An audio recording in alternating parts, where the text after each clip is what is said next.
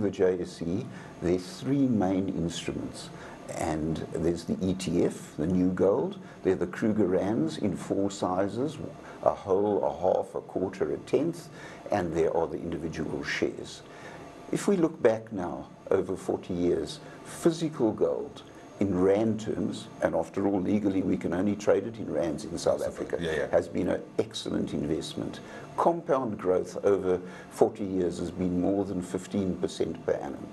Kruger Rands, or in those days we didn't have an ETF, but certainly Kruger Rand has been a terrific investment. And how would that compare, Dave, against other investment classes? As I said, maybe say if you had put your money in cash, or if, say, for instance, you had made a mistake and put your money in JCI. Well, if you put your money in JCI, you'd have lost it.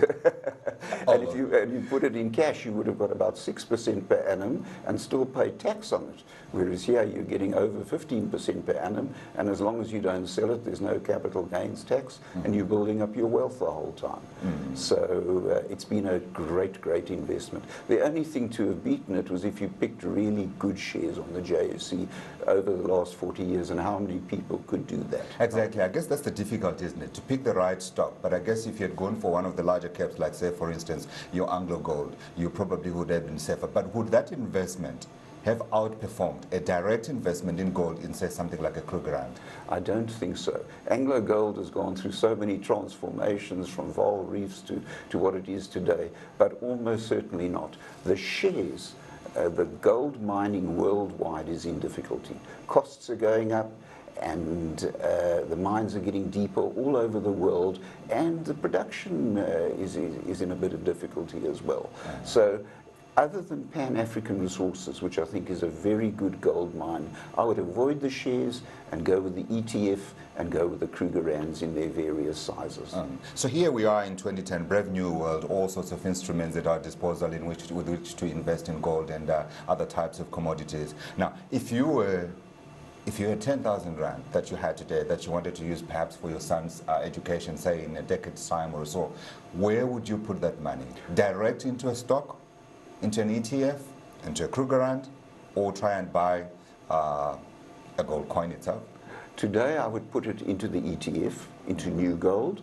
And if somebody had a child or a celebration and we wanted to buy them a present, I would buy them a Kruger Rand or a half or a quarter, because you give it to a child that's being born in 20 years' time, it'll almost, depending what it is, it'll play a tremendous part towards their education.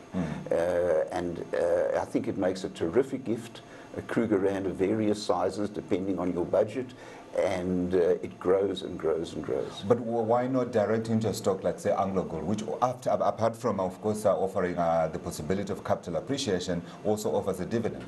I think the problem is that gold mining is getting more and more difficult, and governments all over the world are starting to tax the resources companies. You know what happens? One country starts, like Australia started, and then all the other finance ministers all over the world cotton onto this. This is another source of income, and then they all started.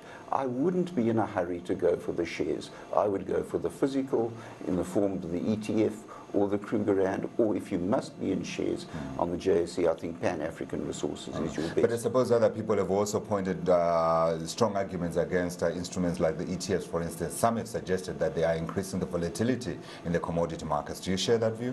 Not really. I think the volatility in the commodity markets is because of the derivative traders, the people who are using the futures and options where they geared 10 times, sometimes 100 times, and taking very big positions, short and long. And that's what's leading to the volatility, more than the ETFs. Not the maybe gullible private investor who thinks all these things will go only one direction, and that's up, and therefore have been pouring money into ETFs. Like we know, for instance, the gold ETFs have been at a record.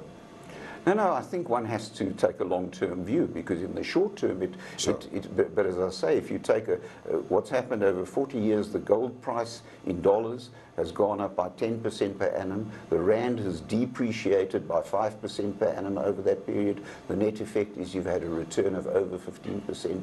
And for some reason or other, which I'm not quite sure of, we seem very keen on weakening our rand in South Africa. I think it's a mistake. But if that's what the people who have the knowledge and the power decide to do, then that's what they must do. But I think gold will give you a good hedge against that.